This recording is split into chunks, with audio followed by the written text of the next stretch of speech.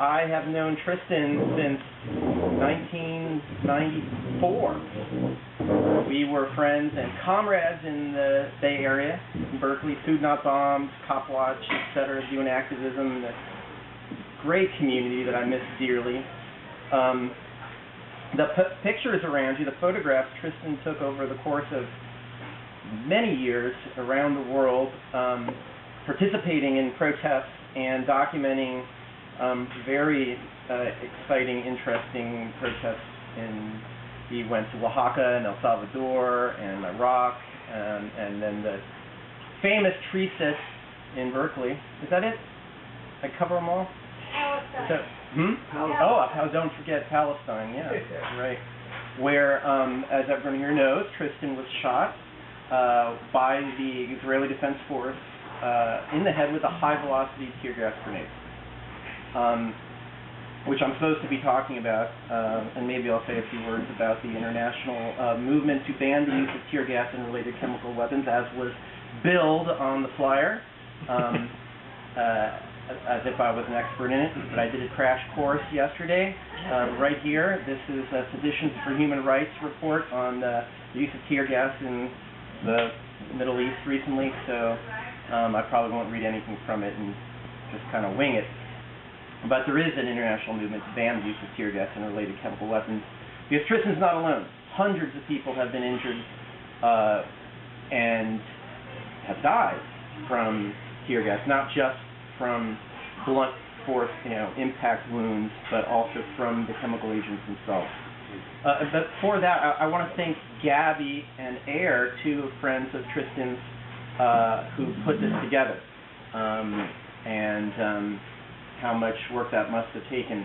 I first saw this show in Berkeley when a couple months ago, I guess, when they had it here, and very happy to have been able to help put them up for the show in Grass Valley.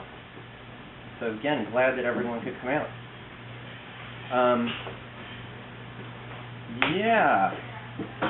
So tear gas, what is it? It is not just gas that makes you cry and causes tears. It is a really subdued, de-emphasized name for a number of very highly toxic chemical agents, and I've listed the ones that are currently in use. CS, which actually, this is probably the most common one, CS gas, and that's named after the two Americans who first invented it, B.B. Carson and R.W. Stoughton, C&S. And it has been improved upon, meaning made even more dangerous, into CS1 and CS2, which, according to physicians, this report by Physicians for Human Rights, CS1 and CS2 increase the severity and duration of the effects, make them such that they're re-aerosols if they come in contact with water. So, we were talking earlier about using a wet, damp cloth to protect yourself, but that would only work if it was CS. If it's CS1 or 2, that would actually cause it to be reactivated. CN is the most lethal and dangerous chemical agent used in so-called tear gas. And then you also have CR. And OC, oleoresin capsicum, not typically shot, I don't think, or it has been, in grenades, but it's basically pepper spray. And again, that's another underemphasized word, because they do a lot of chemical processing to make, adding aerosols to make the oleoresin capsicum that's extracted from hot peppers more absorbable into the lungs. And I remember a decade ago, Tristan, you may have been helped on that campaign too, when we were working with Cop Watch in Berkeley to ban the police use of pepper spray in Berkeley, because there was precedent for banning police use of excessive force devices.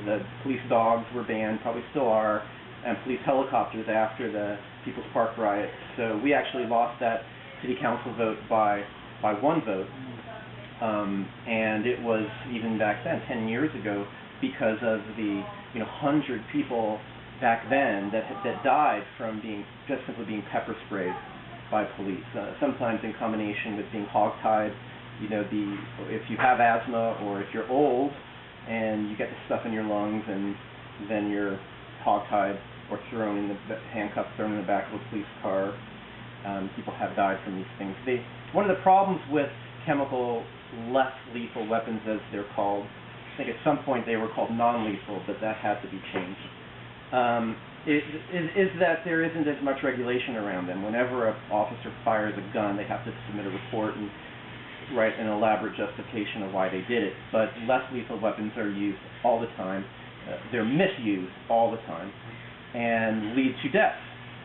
And this report by Physicians for Human Rights documents incredible numbers of tear gas canisters fired all across the world in violation of UN and international law in the way that they're used.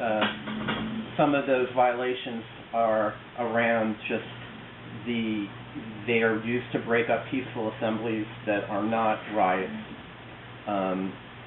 And they are, like Tristan, being shot at close range, straight on, rather than a required 45-degree angle. And that's where you get most of the blunt force injuries and deaths that have arisen. They are also been used, thrown inside people's houses. This has happened in Palestine by the IDF many, many times, and many other countries too, into the houses of activists, and then the police stand around and shoot people as they're trying to escape the house. So they end up dying inside the house from inhalation, continual inhalation of the tear gas. They've thrown them inside people's vehicles. All these things are in violation of how they're supposed to be used. But like I said, less lethal weaponry isn't as regulated. There isn't as much of an uproar about it.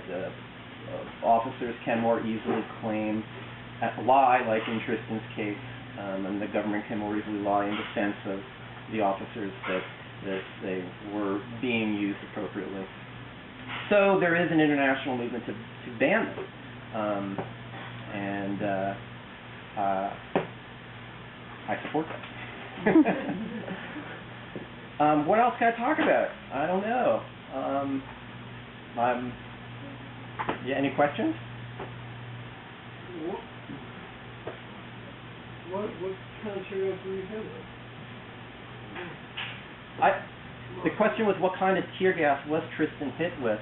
I don't believe anyone knows what was in it, because that was one thing I was going to mention. It's hard to tell from the label that's on the canister what type of tear gas is inside.